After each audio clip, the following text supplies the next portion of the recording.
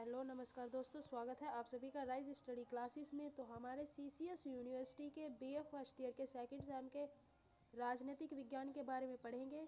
इस वीडियो में हम अतु लघु प्रश्न और लघु उत्तरीय प्रश्नों के बारे में पढ़ेंगे। तो चलिए देखते हैं कि आज के क्वेश्चन क्या है।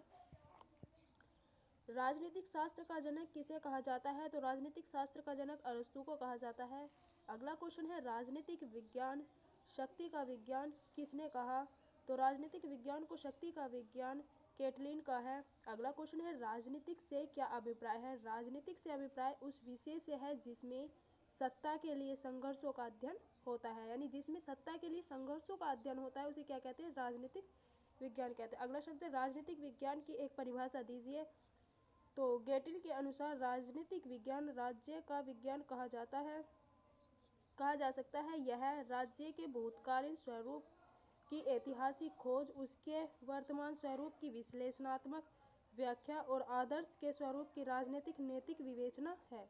अगला क्वेश्चन है, राजनीति विज्ञान के क्षेत्र के विषय में कितने दृष्टिकोण माने जाते हैं? तो राजनीतिक विज्ञान के क्षेत्र के विषय में 2 दृष्टिकोण माने जाते हैं। अगला क्वेश्चन है, राजनीतिक विज्ञान की प्रकृति कैसी है? तो राजनीतिक विज्ञान की जो प्रकृति है वो वैज्ञानिक एवं कलात्मक है, दोनों है। प्राकृतिक भी है, प्राकृतिक वैज्ञानिक एवं कलात्मक है। अगला क्वेश्चन है, राजनीतिक विज्ञान का प्रारंभ और अन्य राज्यों के साथ होता है, यह कथन किसका है? तो ये गार्डनर का है। अगला क्वेश्चन है, अतीत की राजनीति का नाम इतिहास है तथा वर्तमान इतिहास का नाम राजनीति है, यह कथन किस विद्वान का है? तो यह कथन फ्रीमेन का है। अगला क्वेश्चन है, प्रसिद्ध विद्वान अरस्तु ने राजनीतिक विज्ञान को किसकी संज्ञा दी है? तो प्रसिद्ध विज्ञान जो अरस्तु है उन्होंने राजनीतिक विज्ञान को सर्वोच्च विज्ञान की संज्ञा दी है। नेक्स्ट क्वेश्चन है, राजनीतिक उछल हो सकती है यदि इतिहास द्वारा हमें उदार नहीं बनाया जाता तथा इतिहास कोरा साहित्य रह जाता, यदि राजनीतिक में उसका संबंध विच्छेद हो जाए, यह कथन किसका है? तो यह कथन सीले का है। और अब हम आगे देखते हैं कि इसके बहुविकल्प लघु उत्तरीय प्रश्न क्या है। अब हम देखते हैं कि इसके लघु उत्तरीय प्रश्न क्या है। तो पहला क्वेश्चन है, परंपरावादी तथा आधुनिक राजनीतिक विज्ञान में अंतर स्पष्ट कीजिए। ये परंपरावादी राजनीतिक विज्ञान और आधुनिक राजनीतिक विज्ञान। पहला पॉइंट है, परंपरा राजनीतिक विज्ञान कल्पना मूल है। जो परंपरा राजनीतिक विज्ञान है वो कल्पना मूल है। अगला क्वेश्चन है, आधुनिक राजनीतिक विज्ञान व्यवहार परक है। ये कल्पना मूल है जो परंपरा राजनीतिक विज्ञान, और जो आधुनिक राजनीतिक विज्ञान है ये व्यवहार परक है।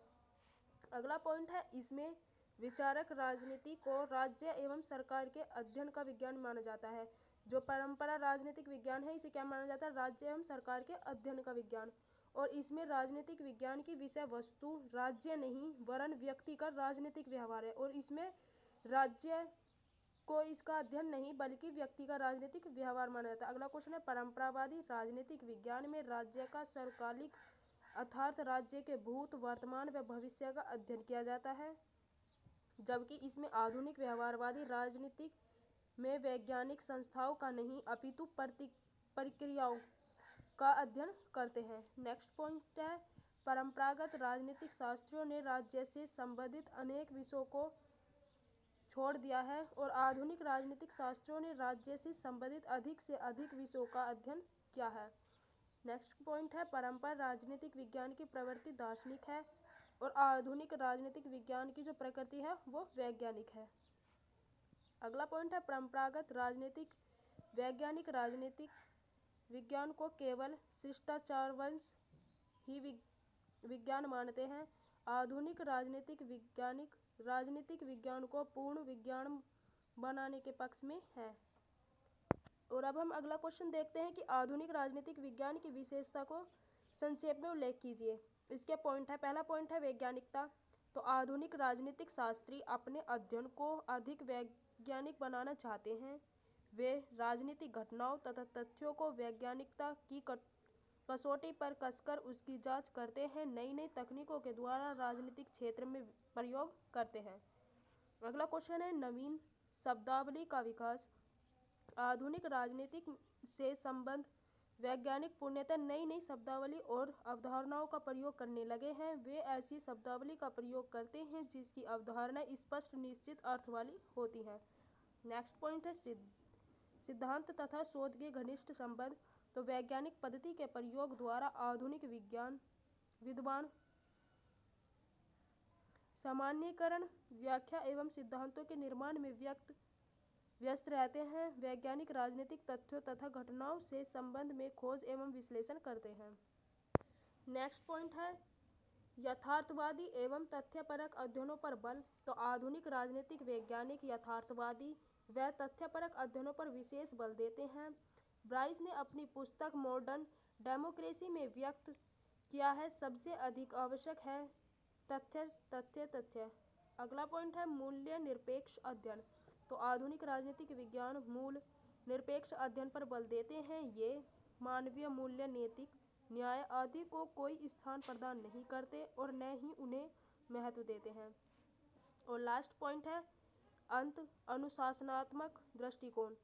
तो आधुनिक राजनीतिक विज्ञान की प्रवृत्ति अंत अनुशासनात्मक अध्ययनों पर बल देने की है। इसमें राजनीतिक शास्त्रों तथा मनोविज्ञान जैसी प्रवृत्ति होने लगी है। और नेक्स्ट क्वेश्चन है हमारा समाजशास्त्र की अध्ययन सामग्री राजनीतिक विज्ञान के लिए किस प्रकार से उपयोगी है। समाजशास्त्र तथा राजनीतिक विज्ञान के संबंध को स्पष्ट कीजिए या राजनीतिक विज्ञान एवं समाजशास्त्र में संबंध बताइए। तो पढ़ते हैं हम इसे आगे।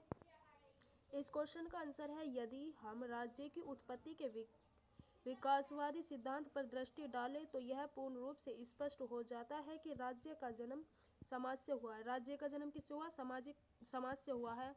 इस संबंध में अरस्तु का कथन है बहुत महत्वपूर्ण है कि मानव एक सामाजिक प्राणी है। ये किसका कथन है? अरस्तु का।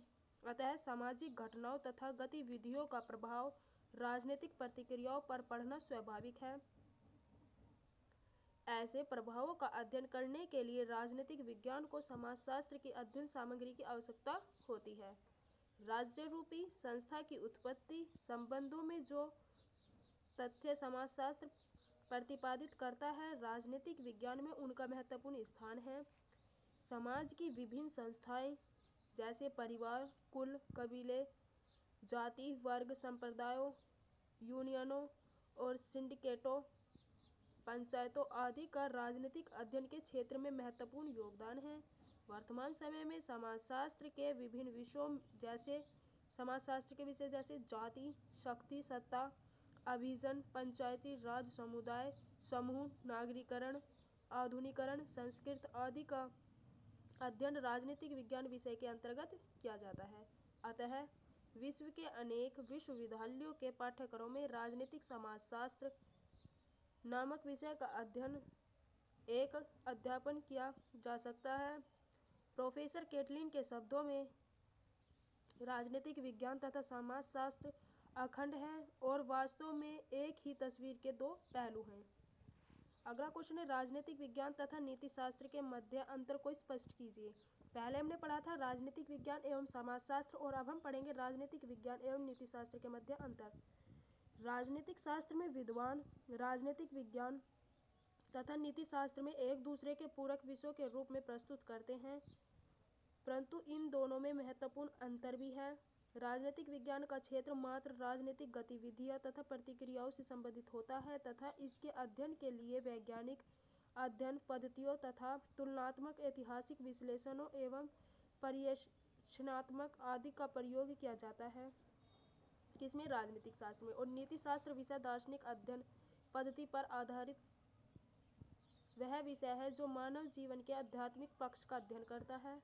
क्षेत्र की दृष्टि से यदि दोनों विषयों का विश्लेषण किया जाए तो राजनीतिक विज्ञान का क्षेत्र नीति शास्त्र की तुलना में संकुचित दिखाई देता है। राजनीतिक विज्ञान मानव जीवन के केवल बाह्य पक्ष से संबंधित होता है, जबकि नीति शास्त्र का संबंध मानव जीवन के अंत्य क्षेत्र से होता है। आगे है राजनीतिक शास्त्र एक गतिशील विषय है जिसके मापदंड परिस्थितियों के अनुरूप बदलते रहते हैं। नीति शास्त्र के विषय सिद्धांत निश्चित, स्पष्ट एवं विभिन्न प्रकार के चिंतन के होते हैं। अगला क्वेश्चन है, तुलनात्मक अध्ययन पद्धति तथा सफलतापूर्वक प्रयोग करने के लिए किन बिंदुओं को ध्यान में रखना चाहिए। तो इसका पहला पॉइंट है, तुलनात्मक अध्ययन पद्धति को अपनाते समय समानताओं के साथ साथ असमानताओं का भी ध्यान रखना चाहिए। ठीक है, और आगे परिणाम निकालने में सिद्ध नहीं की जानी चाहिए। उदाहरण के लिए भारत और इंग्लैंड के प्रजातंत्रों की तुलना करते हुए भारत में जातिवाद, धार्मिक भिन्नता व आर्थिक पिछड़ेपन आदि तथ्यों की अनदेखी नहीं की जानी चाहिए। नेक्स्ट पॉइंट है, तुलनात्मक अध्ययन निष्पक्षता एवं तट वैज्ञानिक दृष्टिकोण के आधार पर किया जाना चाहिए। अगला पॉइंट है, तुलनात्मक अध्ययन के लिए ऐसे राज्यों और संस्थाओं का चयन किया जाना चाहिए जिनकी ऐतिहासिक पृष्ठभूमि समान रही हो तथा जिनके अधिक अंतर न हो।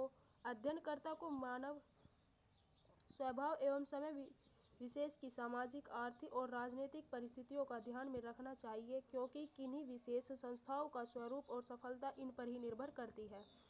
अगला क्वेश्चन है, ऐतिहासिक अध्ययन पद्धति की सीमाओं को संक्षिप्त उल्लेख कीजिए। तो ऐतिहासिक अध्ययन पद्धति की अपनी कुछ सीमाएं हैं। सिजविक, ब्राइस, ब्रोकर एवं सीले इस पद्धति को गौण स्थान प्रदान करने के पक्ष में हैं। उनके अनुसार प्रत्येक समस्या कुछ विशेष परिस्थिति का परिणाम होती है और प्रत्येक समस्या का समाधान उस समय से परिस्थिति के अनुसार ही निकाला जा सकता है। इसलिए ऐतिहासिक पद्धति वर्तमान एवं भविष्य की समस्याओं का समाधान करने में सहायक नहीं हो सकती। इतिहास घटनाओं का विवरण मात्र होता है और इसके अंतर्गत नैतिक मूल्यों पर विचार नहीं किया जा सकता। लेकिन राजनीतिक विज्ञान एक आदर्शात्मक विज्ञान है जिसका कार्य राजनीतिक संस्थाओं के नैतिक मूल्यों का परीक्षण करना है। ऐतिहासिक घटनाओं की साधारण अथवा ऊपरी समानता को अधिक महत्व नहीं देना चाहिए। बहुत सी ऐतिहासिक तुलनाएं मनोरंजन होने के साथ साथ भ्रममूलक भी होती हैं। यह नहीं मान लेना चाहिए कि वर्तमान में भविष्य की घटना चक्र केवल भूतकाल के आधार पर ही घटित होता है। यह कहावत है कि इतिहास स्वयं को दोहराता है, इस अध्ययन पद्धति के परिप्रेक्ष्य में सही नहीं उतरती। 20वीं शताब्दी के पूर्वार्ध में 2 विश्व युद्ध हुए, परंतु उनके कारणों तथा परिणामों में बहुत अंतर था। अतः इस क्षेत्र में ऐतिहासिक अध्ययन पद्धति की उपयोगिता बहुत अधिक सीमित हो सकती है।